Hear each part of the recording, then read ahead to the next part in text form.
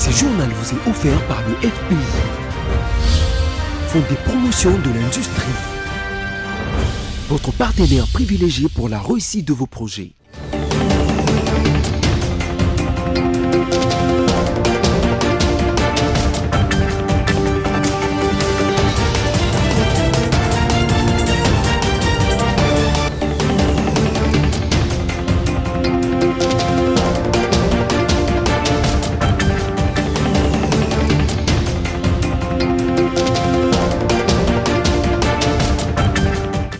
Nouvelle édition du journal sur BSC Télévision. Messieurs, dames, bienvenue. Le sommaire.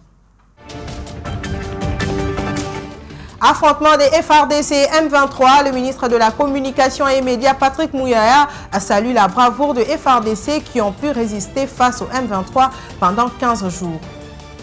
Pluie ou pas, les grandes avenues de Kinshasa, la capitale, demeurent impraticables à cause de leur état. Certaines sont délabrées, d'autres remplies de déchets et les caniveaux sont bouchés. Tels les constats faits par nos reporters. Un élément à suivre dans cette édition. Bonsoir. Suite à l'échec du rendez-vous de Luanda entre la République démocratique du Congo et le Rwanda le dimanche dernier, l'Union européenne condamne fermement les boycotts du processus de Luanda par le pays de Paul Kagame. C'est une délégation de l'Union européenne conduite par l'ambassadeur Johan Borgstam qui l'a dit au président de l'Assemblée nationale Vital Kamerhe hier, mardi 17 décembre 2024. Suivez. À la chambre basse du Parlement, au cours de ces échanges entre les présidents de l'Assemblée nationale Vital Kamerhe et les représentants spéciaux de l'Union européenne dans la région de Grand Lac, l'ambassadeur Johan Borgstam, qui a conduit cette délégation, a donné la position de l'Union européenne en rapport avec le rendez-vous manqué de Luanda. Selon lui, l'Union européenne condamne fermement le boycott du processus de paix de Luanda par le président rwandais Paul Kagame qui n'a pas respecté ces grands rendez-vous au moment où le monde entier attendait enfin un accord de paix durable entre Kigali et Kinshasa. Ça a été aussi pour moi une opportunité de faire part du chagrin et de déception de l'Union européenne par rapport à ce qui vient de se passer à Luanda ce week-end. J'ai aussi réfléchi sur le plus grand respect qu'on partage avec la République démocratique du Congo pour les efforts de la médiation angolaise, et j'ai aussi souligné l'importance que les leaders respectifs restent fermement engagés dans un processus de paix. Les peuples de la région méritent tous des chefs de gouvernement et chefs d'État avec un sérieux engagement pour la paix et pour la stabilité dans la région. J'ai aussi fait part auprès du président de l'Assemblée nationale de la position très ferme de l'Union européenne, c'est-à-dire il faut que les troupes rwandaises présentes sur sol congolais. Pour sa part, le speaker de la Chambre basse du Parlement, Vital Kamerhe, reste optimiste. Pour le professeur Vital Kamerhe, ce n'est qu'une partie remise. Il note que les efforts doivent être conjugués de part et d'autre pour l'aboutissement de ces processus pour la signature d'un accord de paix. Notons que, lors d'une rencontre lundi à Kinshasa avec le membre du corps diplomatique accrédité en République démocratique du Congo, la ministre congolaise des Affaires étrangères, Thérèse Kayikwamba, a appelé la communauté internationale à prendre des actions concrètes contre l'agression de la RDC par le Rwanda. Selon elle, la RDC a besoin de ses partenaires, alliés et amis pour démontrer leur engagement à travers des actions concrètes et non seulement par des paroles.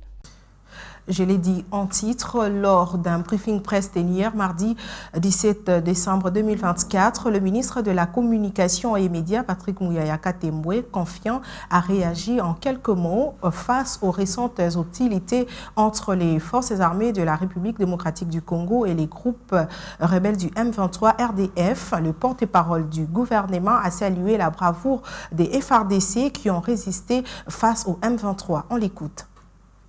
Approprié avec le porte-parole de l'armée pour vous dire ce qu'il en est exactement. Mais ici, nous tenons à saluer justement la bravoure de nos forces armées et qui, malgré les harcèlements, ont pu pendant 15 jours, malheureusement de l'autre côté, ils font le choix de ne pas faire le deuil de leurs enfants. De toute évidence, c'est une guerre, il y a des batailles qui peuvent aller en leur faveur, mais la bataille finale, la victoire finale sera la nôtre. On évolue dans ce journal. La ministre des Affaires étrangères, coopération internationale et francophonie, Thérèse Kayikwamba, dans son allocution, parle de la force de l'héritage diplomatique de la République démocratique du Congo au Conseil de sécurité, qui n'est pas une nouvelle venue au sein de cet organe des Nations Unies. Elle revient par la même occasion sur les passés glorieux de la RDC et dévoile les perspectives de sa nouvelle candidature au Conseil de sécurité de l'ONU. On écoute dans cet extrait choisi par Patricia Bomolo. Nous avons contribué, dans le cadre du Conseil de sécurité, justement, à trouver des solutions à de grands défis internationaux. Dans les années 80, nous avions beaucoup de conflits, en particulier entre l'Iran et l'Irak. Et nous avions aussi le conflit important de la guerre du Golfe dans le début des années 90. Nous avons tiré beaucoup d'enseignements de cette expérience et en même temps, quelques décennies plus tard, nous avons aussi notre propre expérience dans la gestion des conflits. Et donc la République démocratique du Congo se positionne pour ce mandat dans le Conseil de sécurité, justement riche de son expérience institutionnelle en tant qu'ancien membre non permanent du Conseil de sécurité, mais aussi riche de son expérience en tant qu'État membre des Nations Unies, qui va contribuer à la réflexion au sein du Conseil de sécurité sur les questions et les grands enjeux de paix et de sécurité. Les commandants suprêmes ayant besoin de jeunes gens intelligents au sein des forces armées de la République démocratique du Congo, une nouvelle édition 2024 du concours national d'admission aux écoles militaires a été organisée sur toute l'étendue de la République. La représentativité féminine était remarquable. Le nombre de participants est passé de 900 à 1700, contrairement aux éditions précédentes. Lors de l'édition 2024 des épreuves nationales d'admission aux écoles militaires sur toute l'étendue de la République démocratique du Congo, une forte représentativité féminine a été remarquée et le nombre de participants est passé de 900 à 1700 par rapport aux éditions passées. Cela ne montre pas seulement comment sont déterminés les jeunes à aider la RDC dans la défense et l'intégrité du territoire national, mais aussi dans les soucis de répondre aux besoins du commandant suprême des forces armées, Félix Tshisekedi, qui se veut une armée où il y a la méritocratie et avec de jeunes intelligents. Il y a un grand pas qui est fait de l'année passée à cette année. On est passé de 900 participants à 1700.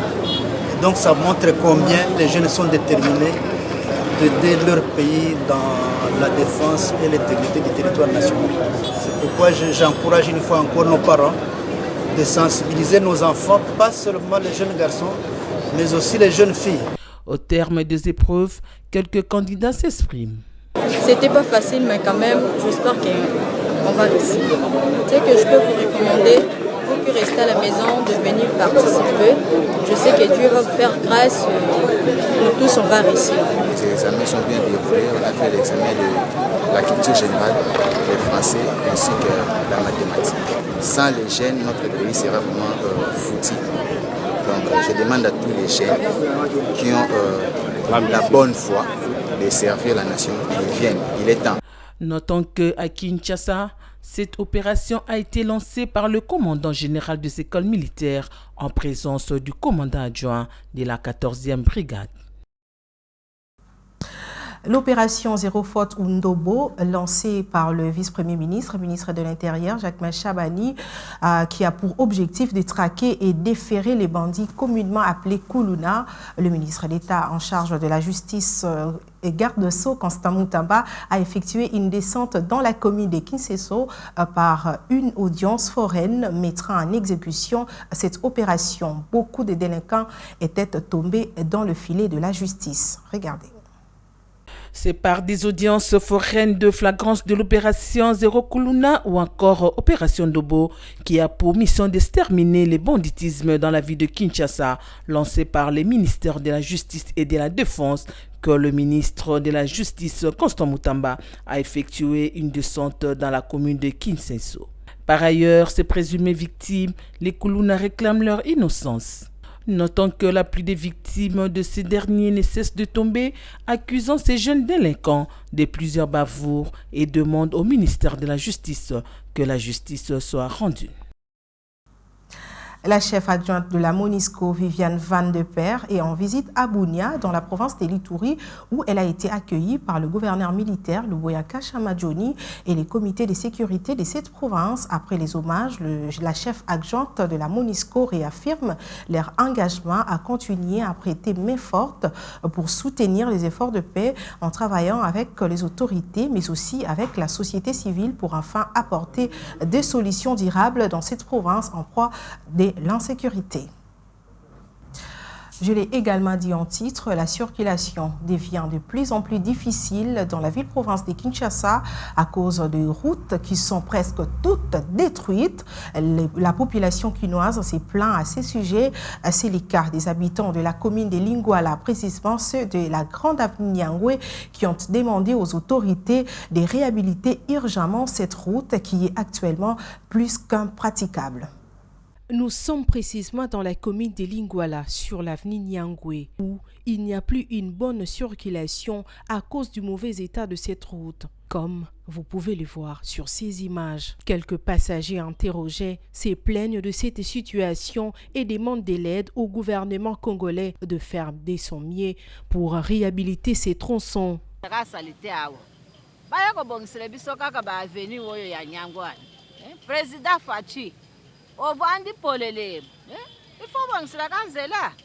Un passager rencontré sur terrain confirme que cela fait plusieurs années que le gouvernement n'arrive pas à trouver une solution pour la réhabilitation de cette avenue.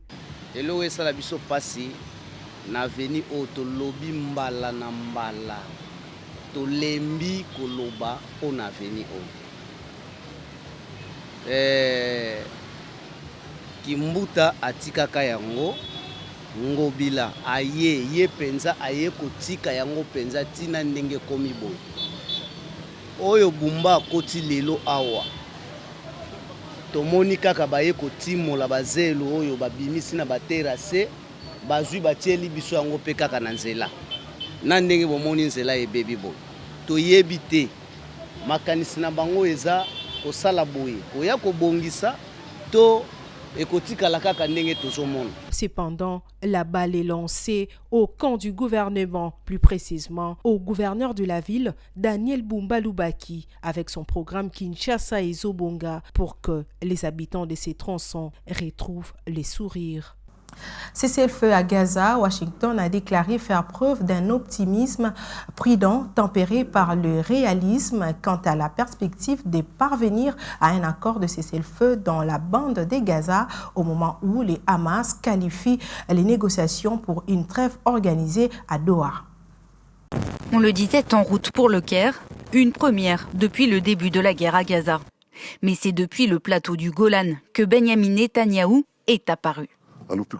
Nous sommes venus évaluer la situation afin de décider du déploiement d'Israël dans cet endroit stratégique en attendant qu'un nouvel arrangement soit trouvé pour garantir la sécurité du pays. Avec cette déclaration, le Premier ministre confirme l'intention d'Israël de rester dans cette zone et tempère les espoirs de trêve imminente que son déplacement, organisé dans le plus grand secret, a contribué à alimenter. Pour autant, tout espoir n'est pas perdu, comme en atteste ce communiqué du Hamas, publié au même moment. Le Hamas affirme qu'à la lumière des discussions sérieuses et positives qui ont lieu aujourd'hui à Doha, sous les auspices de nos frères qataris et égyptiens, il est possible de parvenir à un accord pour un cessez-le-feu et un échange de prisonniers si l'occupation cesse d'imposer de nouvelles conditions. Selon une source proche des pourparlers, une délégation israélienne est depuis lundi à Doha, où elle rencontre des médiateurs. Une information non confirmée par les autorités israéliennes, mais la veille, Le ministre de la Défense s'affirmait. Les négociateurs israéliens n'ont jamais été aussi proches d'un accord. Des annonces qui laissent présager des avancées, mais les États-Unis disent faire preuve d'un optimisme mesuré. Nous avons déjà été proches auparavant, et vous nous avez entendu décrire cela comme presque acquis. Mais les derniers mètres sont les plus difficiles, car pour diverses raisons, les deux parties ne sont pas parvenues à un accord final. Jusqu'à présent, seule une trêve d'une semaine a pu être établie. C'était en novembre 2023. Depuis, toutes les tentatives ont échoué. Début novembre, le Qatar avait même annoncé suspendre ses efforts, reprochant aux deux belligérants leur absence totale de volonté. C'est cet élément de la presse internationale qui met fin à ces journaux, mais avant tout, les rappels des principaux titres. Affrontement des FARDC et M23, le ministre de la Communication et Médias Patrick Mouyaya salue la bravoure de FARDC qui ont pu résister face au M23 pendant 15 jours. Vous avez suivi dans ces journaux, pluie ou pas, les grandes avenues de Kinshasa, la capitale, demeurent impraticables à cause de leur état. Certaines sont délabrées, d'autres remplies de déchets et les caniveaux sont bouchés. C'était l'essentiel de l'actualité de ce mercredi. Messieurs, dames, merci de l'avoir suivi. Portez-vous bien et à très bientôt.